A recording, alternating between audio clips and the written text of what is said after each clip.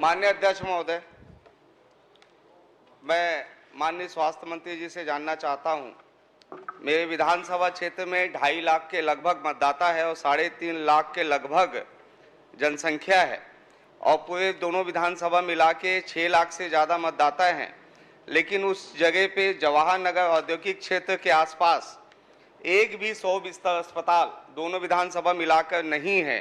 क्या माननीय स्वास्थ्य मंत्री जी, क्या इस पे आपने कोई विचार किया है, कोई मंथन किया है, या क्या क्राइटेरिया है कि 100 बिस्तर अस्पताल खोलने के लिए क्या नियम होने चाहिए, कितने आबादी होने चाहिए, और ऐसे क्या आपने उसमें नियम बनाए हैं? माननीय अध्यक्ष महोदय, माननीय सदस्य ने 100 बिस्तर हॉस्पिटल जवाहर नगर और औद्योगिक क्षेत्र में खोलने हेतु बातचीत की है।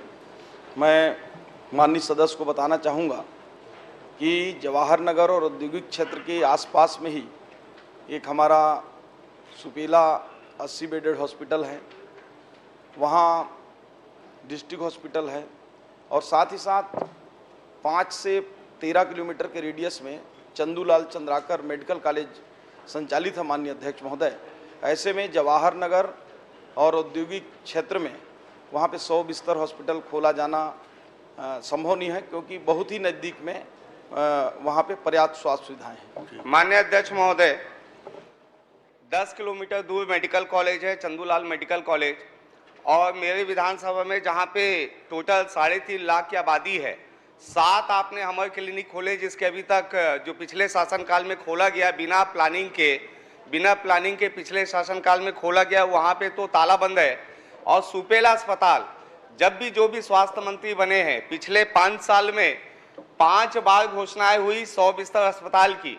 लाल बहादुर शास्त्री हॉस्पिटल सुपेला को ही आप 100 बिस्तर अस्पताल बना दीजिए, क्योंकि वहाँ की डिमांड है और दोनों विधानसभा मिला के 6 लाख के लगभग आबादी है, उसमें एक भी 100 बिस्तर अस्पताल नहीं देना। माननीय अध्यक्ष महोदय, माननीय सदस्य की चिंता जायज़ है। मैं वहाँ सुपेला हॉस्पिटल भी 2 बार जा चुका हूँ और बहुत अच्छा हॉस्पिटल है। वहाँ पे पर्याप्त हमारे स्पेशलिस्ट डॉक्टर हैं। आईपीडी भी वहाँ 11,000 के, ओपीडी 11,000 से ऊपर होती है साल में, और आईपीडी भी पर्याप्त होता है। माननीय अध्यक्ष महोदय, एक और प्रश्न इन्होंने कहा कि जो आयुष्मान आरोग्य मंदिर खोले गए हैं, इनके विधानसभा में एक आयुष्मान आरोग्य मंदिर संचालित है और ये कहना सही है कि स्टाफ की कमी है। उसको दूर करने के लिए हम लोगों ने 184 पदों पर भर्ती प्रक्रिया चालू किया है माननीय अध्यक्ष महोदय, और ये भर्ती प्रक्रिया जैसे ही पूर्ण होता है वहाँ पे स्टाफ भी आ जाएंगे।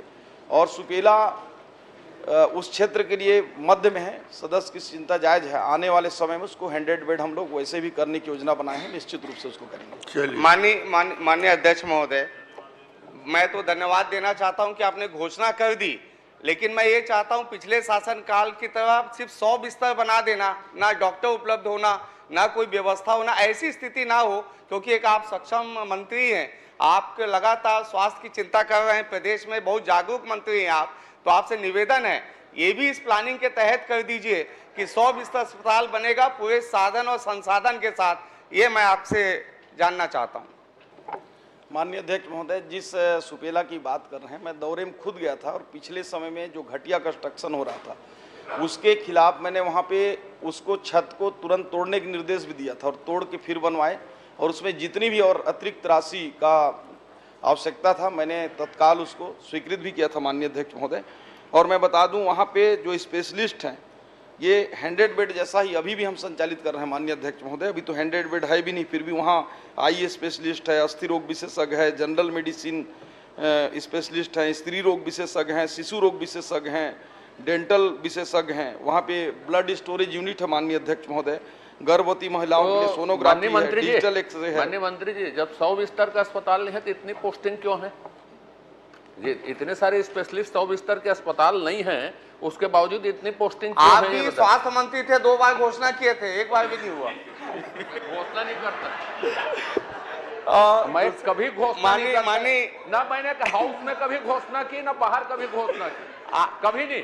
माननीय अध्यक्ष आप महोदय, 1 लाख दीजिए। माननीय अध्यक्ष महोदय, मैं मंत्री जी से और निवेदन करना चाहता हूं, क्योंकि उन्होंने बताया कि 100 बिस्तर अस्पताल के लायक वो अस्पताल है, और पिछले 5 साल में 1 रुपये का भी बजट उस अस्पताल को नहीं मिला, बहुत जर्जर स्थिति में है। मैं चाहता हूं कम से कम आपके कार्यकाल में उस अस्पताल का एक स्वरूप हो, और लाल बहादुर शास्त्री जी के नाम पे वो हॉस्पिटल है तो उसकी अपनी एक गरिमा होनी चाहिए। लोगों को उस पर आश्रित होना पड़ता है उस अस्पताल पे, क्योंकि दूसरा अस्पताल हमारा दुर्ग का चिकित्सालय है जो 10 किलोमीटर दूर लोगों को जाना पड़ता है। भिलाई जैसे शहर में अगर हमको आपके संज्ञान में डालकर अगर निवेदन करना पड़ रहा है तो कहीं ना कहीं थोड़ा सा ये दुर्भाग्यपूर्ण है, क्योंकि आपसे निवेदन है इसके गंभीरता से लेते हुए इसकी भी आप जो है बजट में उस अस्पताल का स्वरूप बदलने के लिए आप प्रयास करें। ठीक, श्रीमती भावना बोरा जी। धन्यवाद अध्यक्ष महोदय।